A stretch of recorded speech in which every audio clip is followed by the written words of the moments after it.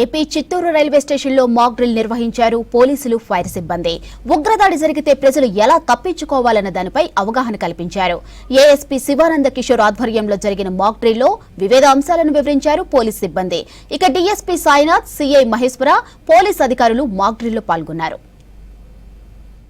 జరిగిందంటే అప్పుడు అక్కడ ఉన్నటువంటి ప్రజల్లో ప్రాణాలు పోకుండా ఎంత తక్కువగా ప్రాణాలు పోతే మనం ప్రజలు కాపాడగలుగుతాం.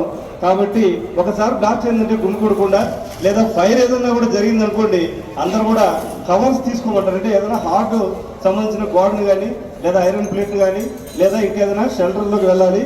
సో దయచేసి ఇలాంటి అలర్ట్ ఒకసారి చేస్తే ఏ క్షణం ఏదైనా జరిగితే ప్రతి ఒక్కరికి ఒక ఏదైనా ఇలాంటిది ఒక పోలీసులు నాకులు చేసిన అనేది మైండ్ లో ఉంటారనే ఉద్దేశంతో ఈ రోజు ఇది చేయడం జరిగింది. బాక్స్ లో ఎందుకుంటాయంటే టెర్రరిస్ట్ ఎప్పుడు కూడా డైరెక్ట్ గా ఉండరు. ఆల్రెడీ స్లీపర్ సెల్స్ ని వాళ్ళు మన సొసైటీలోనే డబ్బు కోసం పనిచేసే కొంతమంది దేశద్రోహుల్ని ఏర్పాటు చేసుకొని ఉంటారు.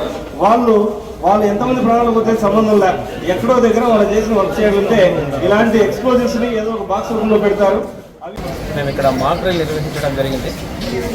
ఒకవేళ ఏదైనా జరగాని సంఘటన జరిగితే, అంటే యుద్ధ వాతావరణానికి సంబంధించినటువంటి ఇన్సిడెంట్స్ ఏవైనా జరిగితే అప్పుడు పోలీసు ఎలా యాక్ట్ కావాలి, ప్రజలు ఎలా యాక్ట్ కావాలి, సాధ్యమైనంత వరకు తక్కువ క్యాజువాలిటీస్తో ఈ ప్రమాదం విపత్తు నుంచి ఎలా బయటపడాలి అనేటువంటి విషయాల గురించి మేము మాక్ డ్రిల్ అనేది నిర్వహించడం జరిగింది.